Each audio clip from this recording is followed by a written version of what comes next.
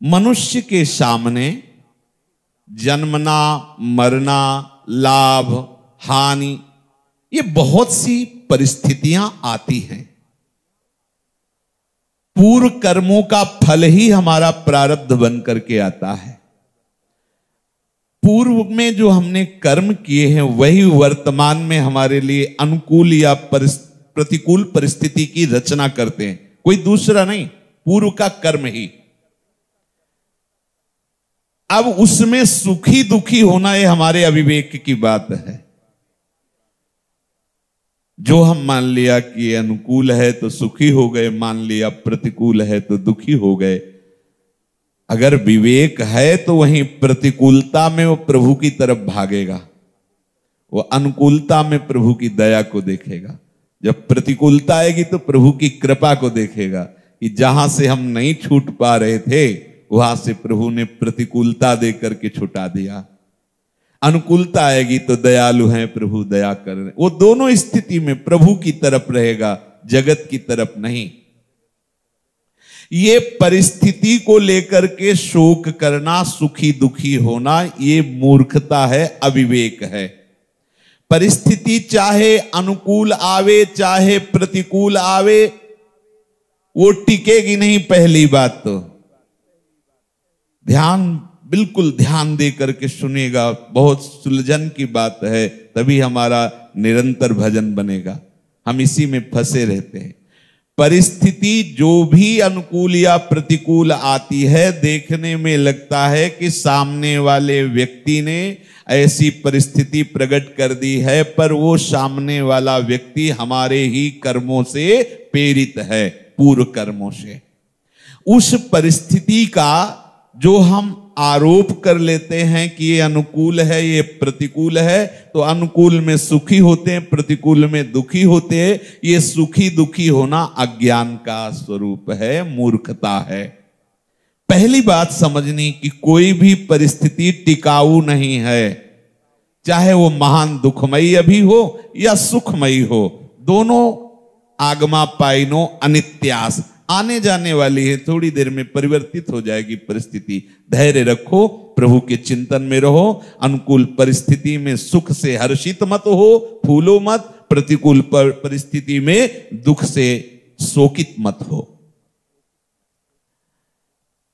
अनुकूल प्रतिकूल परिस्थिति में हर्ष शोक करना, सुख दुख का अनुभव करना, ये केवल अविवेक है। प्रज्ञावादश्च भाषसे, प्रभु कह रहे हैं कि तू पंडिताई की बातें बघार रहा है, पर शोक ना करने योग्य के लिए तू शोक कर रहा है। ये कोई ज्ञान हुआ? ये कोई तेरी पंडिताई हुई?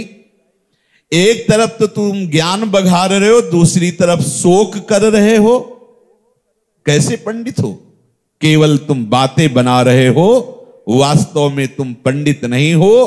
क्योंकि जो पंडित है वो सुख दुख में, अनुकूलता प्रतिकूलता में, हर्ष शोक में समान भाव रखता है, वो फंसता नहीं है, कभी भी वो शोक नहीं करता है। तो तुम बातें तो कर रहे हो पंडितों जैसी, लेकिन हो तुम अविवेकी। पंडितों जैसी बात कर रहे हो, कुल का नाश होने से कुल धर्म नष्ट हो जाएगा, धर्म के नष्ट होने से स्त्रियां दूषित हो जाएंगी, स्त्रियां दूषित होने से वर्ण संकर पैदा होने से कुल के सारे जो पुरखे हैं वो नरक चले जाएंगे, उनको पतन का मार्ग मिलेगा। ये पंडिताई की बातें पीछे अर्जुन जी कर चुके हैं। जब तू पंडिताई की बातें कर रहा था तो उस समय भी तेरी पंडिताई में अविवेक झलक रहा था, क्योंकि भगवान सद्गुरु हैं, वर्णन करते। तेरी पंडिताई की बातों को भी विचार करके देखो ना, कि तुम्हारी बातों में ही दिखाई दे रहा है कि शरीर नाशवान है और जो जीवात्मा है शरीरी वो अविनाशी है। अगर स्वयं जीवात्मा अविनाशी ना होता तो ये नरक कौन जाता? कौन नरक जाता? क्योंकि मर गया तो मर गया। इसका मतलब मरने वाला शरीर विनाशी शरीर का विनाश हुआ, लेकिन अविनाशी का विनाश नहीं हुआ। वो नरक जाए या स्वर्ग जाए, जो तू बात कर रहा है उसमें भी ज्ञान छुपा हुआ है। तूने कहां विचार किया ऐसा? अगर तुझे कुल और पितरों की चिंता होती है, पतन का भय होता है, तो इसका मतलब है कि शरीर छोड़ने के बाद कोई जाता है, तो जो जा रहा है उसका तो विनाश नहीं हुआ ना, वो अविनाशी जीवात्मा है। और शरीर सबका विनाश होता है, तो शरीर को लेकर के तेरा ये शोक करना ज्ञान ही तो है। गताशून गताशुश्च, प्रभु कह रहे हैं सबके शरीरों का वियोग होगा, विनाश होगा। बैठा लो, ये जो पांच भौतिक ढांचा है इसका नाश प्रतिपल हो रहा है। तुम्हें समझ में नहीं आ रहा, ये नष्ट होगा। बैठा लो अपने दिमाग में, ये जो पांच भौतिक ढांचा है, जो आकाश, वायु, अग्नि, जल, पृथ्वी, इन पंच तत्वों से रचित है, इसका विनाश होगा। जब पक्का है विनाश होगा तो फिर शोक कहां करना? जिसको पता है कि ये नष्ट हो जाएगा, उसके लिए शोक क्यों करना? शोक किया, ये तुम्हारी गलती है, ये तुम्हारा अविवेक है। जो मर गए हैं उनके लिए शोक करना तो बहुत बड़ी गलती है। कारण कि मरे हुए प्राणियों के लिए जो दुखी होकर के आंसू बहाता है, तो जैसे कोई शरीर छोड़कर जब जाता है, उसको जो हम पिंडदान या जो जल अर्घ दान देते हैं, वो दैवी विधान से उसके पास पहुंचता है, ऐसे ही जो मृतात्मा के लिए शोकित होकर आंसू बहाता है, नाक, कफ आदि निकलता है, ये उसको परवश होकर के खाना पीना पड़ता है। जिसके लिए तुम रोते हो, ये शास्त्र की वार्ता है। श्लेष्माश्रु बांधवैर्मुक्तम प्रेतो भुंक्ते यतो अवशः तस्मान्नरोदितव्यम ही क्रियाः कार्याश्च शक्तितः।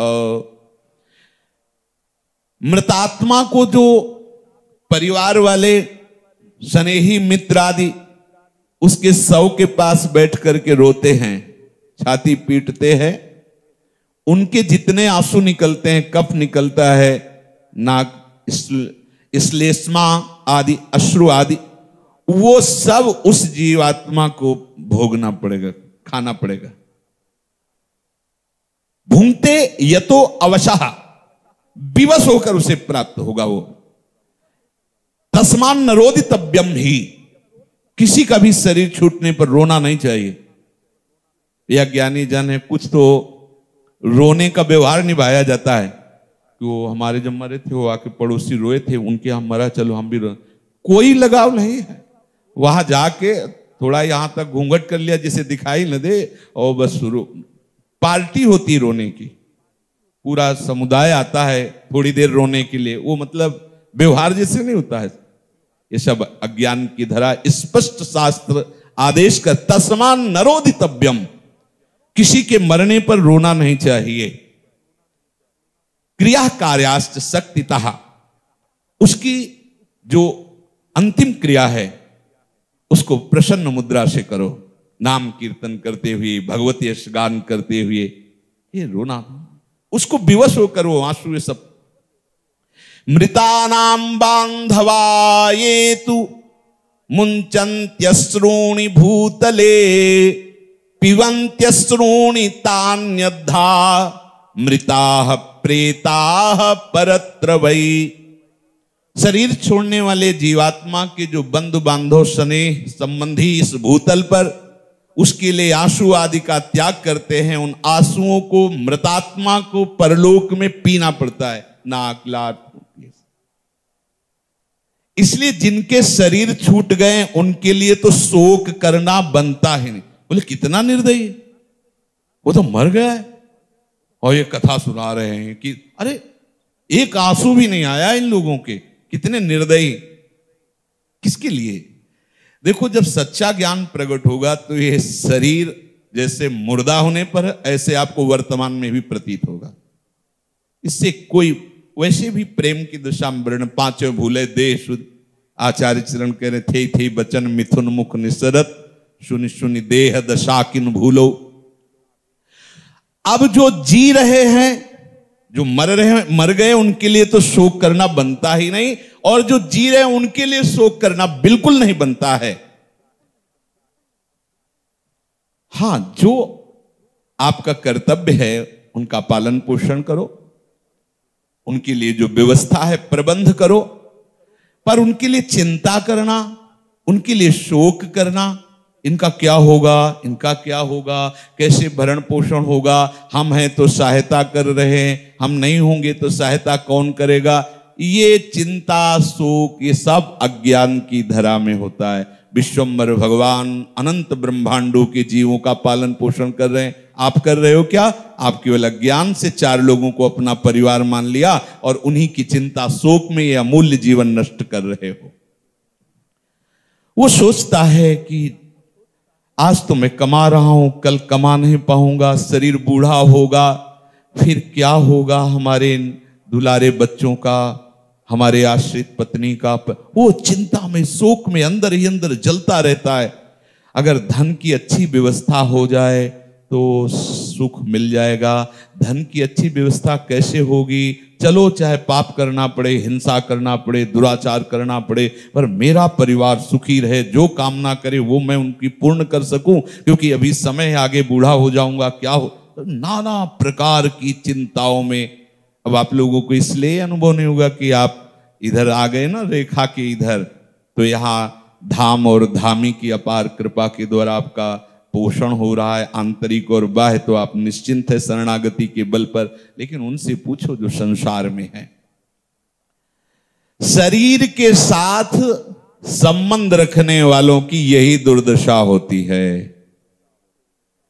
शरीर के साथ एकता मानने से शरीर का पालन पोषण करने वालों के साथ ऐसा घनिष्ठ अपनापन हो जाता है कि उसे लगता है कि मेरा परम हितैषी ये शरीर संबंधी है, पिता माता भाई बंधु, ये ऐसा लगता है।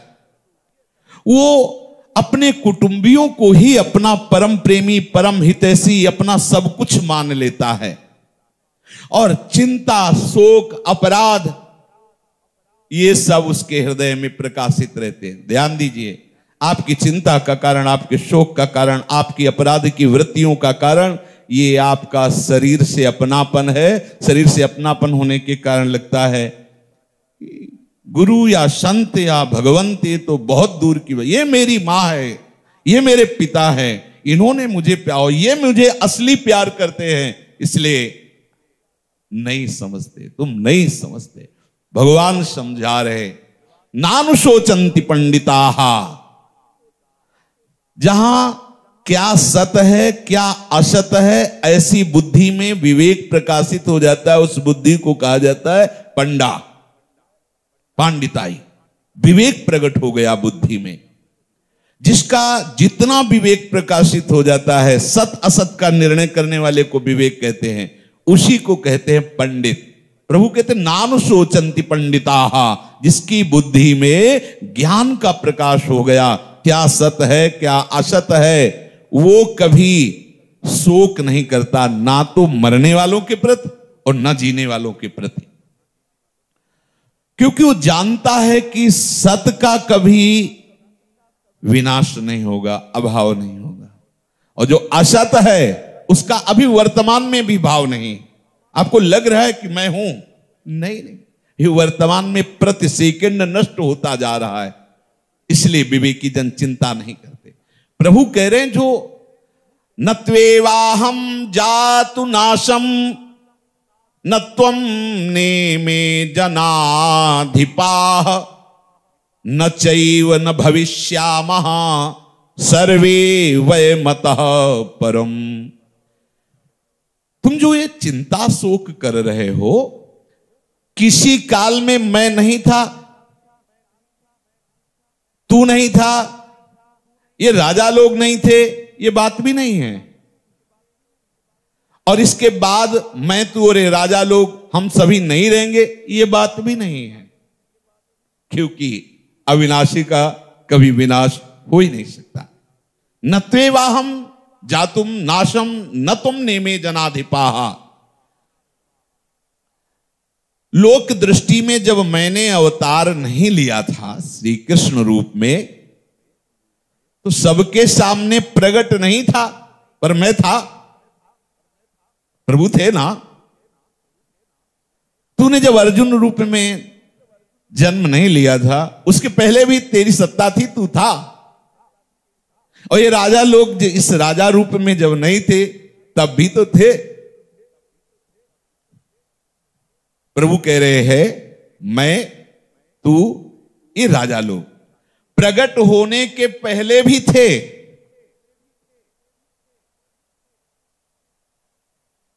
नित्य तत्व जो जीवात्मा है वो कभी नष्ट नहीं होता। इसलिए भगवान कहे मैं, तू, ये राजा लोग। तत्वता कहने में तीन है, बात एक ही है। मत्ता परतरम नान्यत किंचिदस्ति धनंजय। तो सत वस्तु पहले भी थी, वर्तमान में भी है और भविष्य में भी रहेगी। भूत भविष्य वर्तमान काल देश परिस्थिति अवस्था घटना ये सत्य का नहीं है। अवस्था घटना भूत भविष्य वर्तमान ये सब इस असत को लेकर है। सत्य तो एक रस विद्यमान रहता है। न चयु वयमतः परम। भविष्य में ये शरीर नहीं रहेंगे, पीछे भी नहीं रहे हैं, वो वर्तमान में भी नहीं है।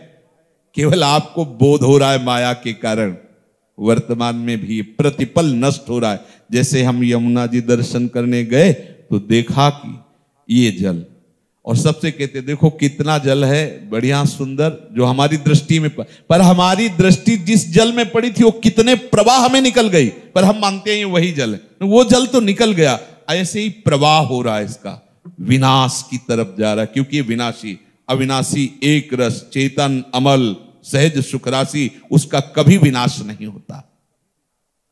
भविष्य में शरीरों की ये अवस्थाएं नहीं रहेंगी और ये शरीर भी नहीं रहेगा, परंतु इन अवस्थाओं के बीच में भी वो जीवात्मा रहता है ना। देखो आगे भगवान इसी का खुलासा करते हैं कि देहिनोस्मिन यथा देहे कौमारम यौवनम जरा तथा देहांतर प्राप्तिर धीरस्तत्र न मुह्यति। हमारी बाल्यावस्था हुई, हमारी यौवन अवस्था हुई, हमारी बुढ़ापावस्था हुई, अज्ञान की भाषा। ये शरीर जन्मा, धीरे धीरे विकास को प्राप्त हो रहा है। शरीर को देखने वाले आप हैं, आप शरीर नहीं। मेरा शरीर एक समय बाल्यावस्था का था, अब जवानी का हुआ, अब धीरे धीरे वृद्धावस्था को जा रहा है। ये आप देख रहे हैं, निर्णय कर रहे हैं। आपकी ना जवानी है, ना आपकी बाल्यावस्था है, ना आपकी बुढ़ापा है। आप बुढ़ापा और जवानी आदि को देखने वाले हैं। देखो ना, जब आपको बाल्यावस्था से जवानी में आना हुआ तब आपको कोई शोक नहीं हुआ। जब आपकी जवानी से वृद्धावस्था आई तब आप शोक से ग्रसित नहीं हुए। ठीक ऐसे ही वृद्धावस्था से मृत्यु अवस्था है, फिर क्यों मोहित हो रहे हो? भगवान कह रहे देहिनो अस्मिन यथा देहे कौमारम यौवनम जरा तथा देहांतर प्राप्तिर धीरस्तत्र न मुह्यति। देखो, जब हम नींद में नहीं गए थे तो बोध हो रहा था हमें, यह मैं। और जब हम नींद से बाहर उठे तो मैं हूं। तो नींद में क्या थे तुम? नहीं थे क्या? क्योंकि नींद का भान किसको हो रहा था? अगर तुम नहीं थे तो ये कौन बोला कि आज मैं बहुत अच्छा सोया? सोने के पहले आप चेतना में थे, सोने के बाद भी चेतना में आए, तो आपकी इंद्रियों को चेतना ने लुप्त कर दिया, सुप्त कर दिया सुषुप्ति अवस्था में, तो भी आपको बोध है ना कि मैं सोया था, जगने के बाद आपको बोध हुआ। तो उस समय मैं था ना, मैं मरा क्या उस समय? जैसे जागृत अवस्था दोनों तरफ की, सोने के पहले की और सोने के बाद की, आपको अच्छे से पता है मैं हूं। तो सोने में मैं सोया, तो ये निद्रा का जो भान हो रहा है ये उसको हो रहा जो सोया नहीं था। आज मैं बहुत सोया, वो कभी सोता नहीं। ये दोष जो निद्रा आदि दोष हैं, ये सब परिवर्तनशील में है। जो चैतन्य घन है उसमें सदा निर्दोष स्थिति रहती, अमल रहता है। तो जैसे जन्म होने पर मुझे पता चला, मेरा जन्म हुआ जब चेतना जागृत हुई, मैं अब बालक हूं, मैं अब जवान हूं, मैं बूढ़ा हूं। ठीक मृत्यु ऐसी ही जैसे सुसुप्ति, फिर जब जगे तो फिर जवान बूढ़ा, ये सब चक्र चल रहा है। थोड़ी लंबी नींद है ये मृत्यु, ठीक ऐसे ही समझो। आपको बाल्यावस्था से यौवन अवस्था में जब शरीर का परिवर्तन हुआ तो क्या कष्ट हुआ? कोई कष्ट हुआ क्या? आप कोई बैठे क्या शोक करने? जब आपकी यौवन अवस्था से वृद्धावस्था में पदार्पण हुआ तो आपने शोक सभा लगाई क्या? ऐसे ही वृद्धावस्था से मृत्यु अवस्था बिल्कुल ठीक ऐसी है। जैसे आपको कोई कष्ट नहीं हुआ, ऐसे ही आपको कोई कष्ट नहीं होता शरीर छोड़ने में। जो शरीर की आसक्ति आपने पाल ली वही आपको कष्ट बोध होता है। और अब देखो ना, जब मैं जवान था तब ऐसा ऐसा ऐसा, अब मैं बूढ़ा हो गया वैसा नहीं कर पा रहा हूं, शोक कर रहा है बैठे। ऐसे भगवान कह रहे, देहांतर प्राप्ति धीरस तत्र न मुह्यति। धैर्यवान विवेकवान शरीर छूटने पर भी उसको किंचन मात्र मोह नहीं होता। शेष चर्चा आगे। राधा वल्लभ लाल की जय।